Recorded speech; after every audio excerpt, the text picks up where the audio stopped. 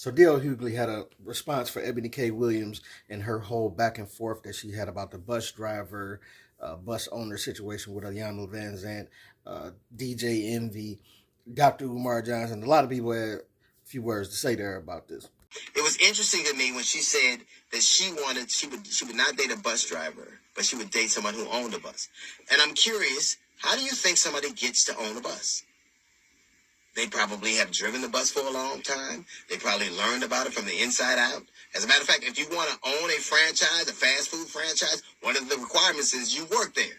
So this is very true. Any business you want to get in, you want to start from the inside out so you don't just flop at it once you get to doing business. But, you know, the question in general was just talking about a bus driver. Because most bus drivers aren't going to own a bus. Most people that work at McDonald's aren't going to end up owning a McDonald's. The question that Iyanla posed, which was a good question, is would you date a average bus driver? So you never know what somebody is going to be.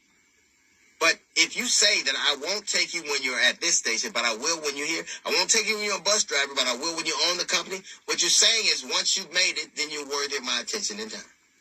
Once you made it. Let me ask you something. Once you made it, you're worthy of a lot of people's time and attention. Why would me in particular, why would I want to be with somebody who waited till I was worth something or worthy of their attention? Why would I wait for somebody why would I want somebody who wasn't with me on the journey? Who decided, and now you started from the bottom, now you're here, now I'll mess with you. Now you're worthy of my time. Well, now I can have pretty much anybody. I don't begrudge you your choices. Everybody should have them.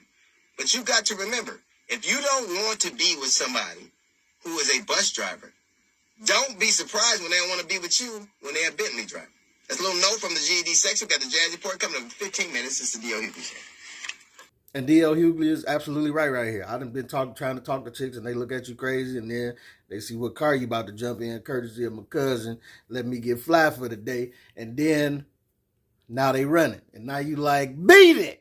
But on the flip side, fellas, we do it too, though. How many chicks in high school you knew was an ugly duckling or extra obese, and as soon as you bump into her when you like 27 and you see her out somewhere and she all slim, thick, looking good, you be on her.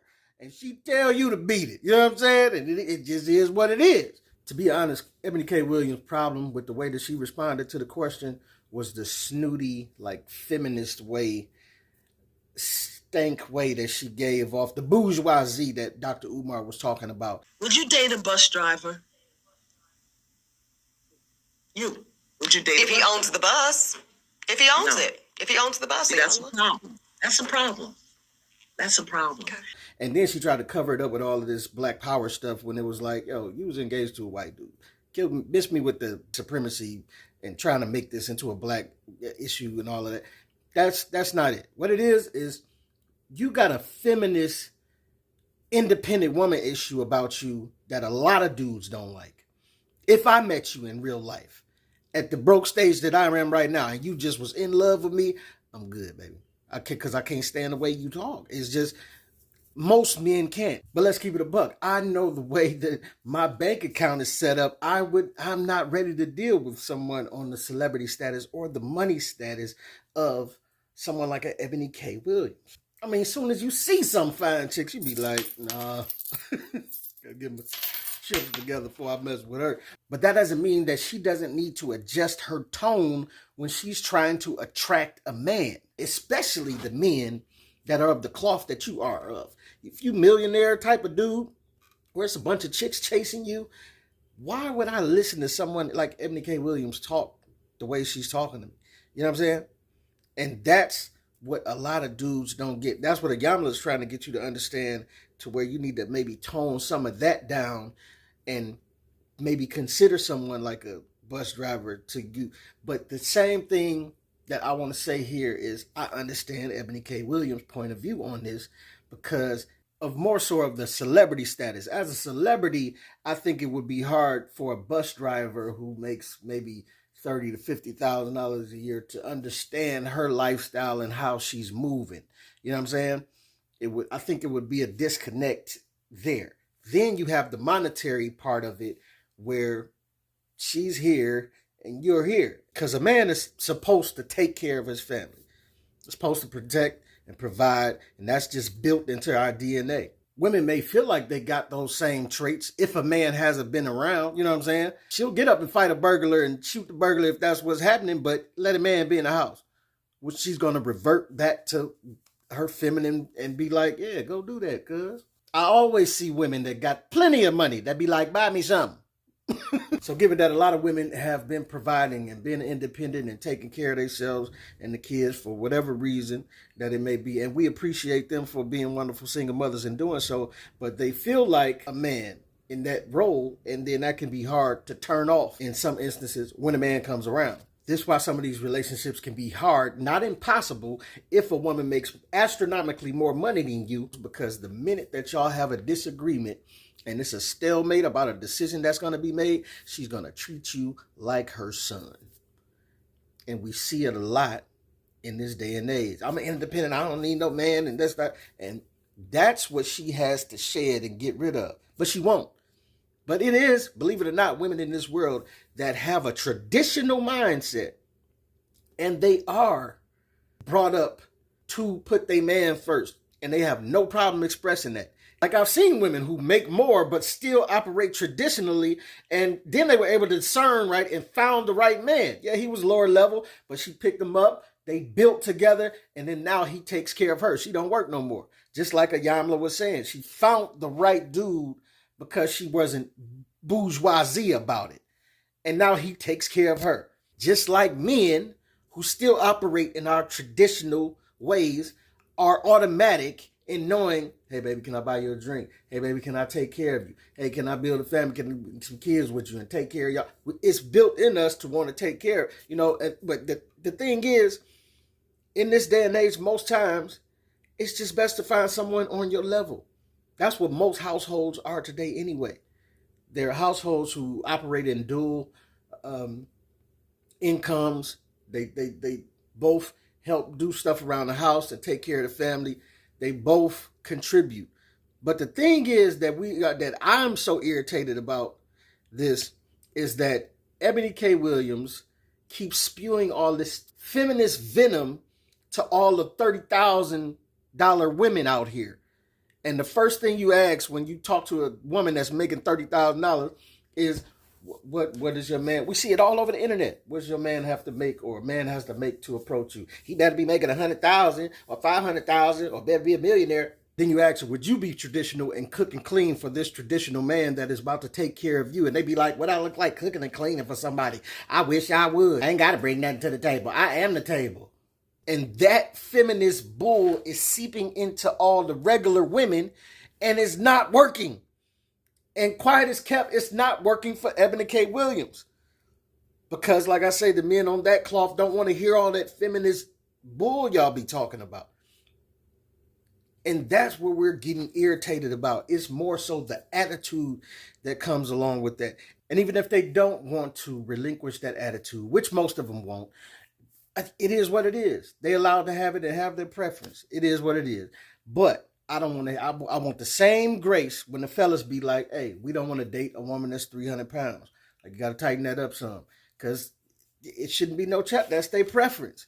If they a dude that work out all the time, they should be allowed to do that. Okay, let me put it like this: if you stay in a mansion like DL Hughley does right now, probably in a nice house, let's say, and then I don't know, I don't think he grew up in the hood, but regular subdivision house, something like that, and you be like, DL, you live in a mansion. Do you want to move back to the subdivision where you grew up? Probably gonna be like, no.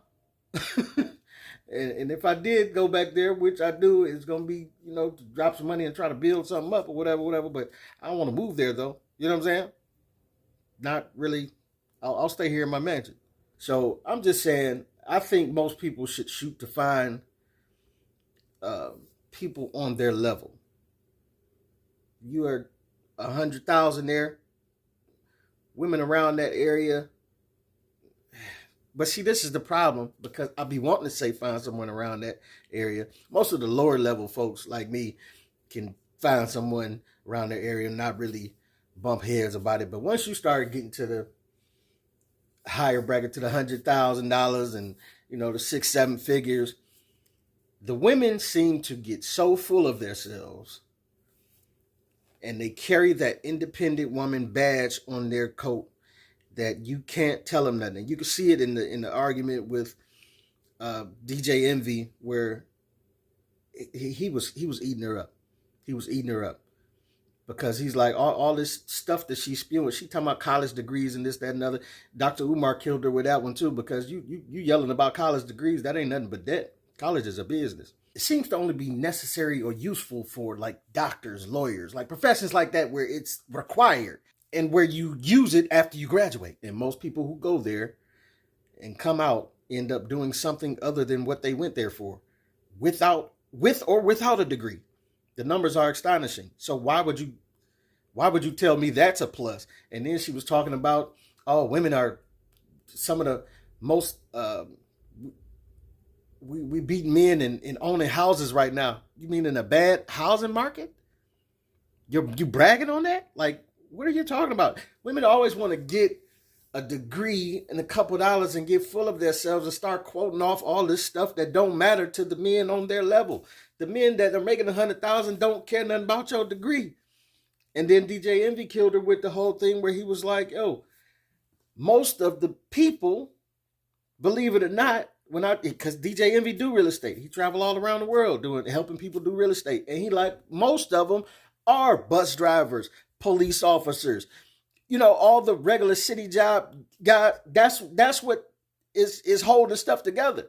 First of all, those are the people that hold everything together anyway, because they make the city run.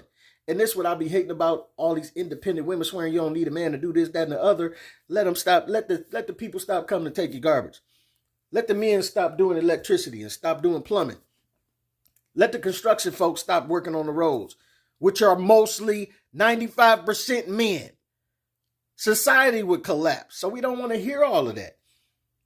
And then he's telling you that the people that are doing real estate, this, that, and other, it is bus workers and stuff like that, and police officers, because why? They figured out the hustle. They can work 20 years, get their pension, get their, 401k and this, that, and other, and still quit the job, still have their health benefits. And now they've been built, and then they've been building the whole time. They got real estate. They got a few houses. They got this, that, and the other. So, for one, stop treating the bus drivers like they so average and so minuscule. Stop giving that stank attitude that you give off, and then maybe you can attract something better than what you have been attracting. And I'm not trying to get down on you, Ebony K. I'm just saying, if you hear this, you like, and better yet, any woman like her or agreeing with her that's on this independent, feminist, all of that, y'all got to tone that down. You catch more with honey than you do vinegar. You understand what I'm saying? Y'all got to tone that down. Now, I'm trying to meet you halfway and say, I get it. Like, you can't have someone like Ebony K, a millionaire, trying to date somebody that makes $50,000 a year. It's just not, they're not going to understand each other's lifestyles. And then she's going to be trying to little boy him. And first and foremost, you definitely can't have that if she's still, which most women in America still retain this modern woman type of ideals in their head. And they want to be modern and all of this and this, that, and the other, independent. I don't need no man, all of this, twerking it up. But they want the men to remain traditional. And then, so you cannot have that. You can't have that in regular relationships just exist like that. This is why a lot of relationships in America are just crumbling. Because the government has, and everybody else has fed women all of these feminist ideals. And I'm sorry to say, it is not working. Y'all think it is, but look at society. People are not staying together. I'm just saying. It's a lot to take in, but this is your boy P Cam. Tell me what you think, what you don't think. Get at your boy.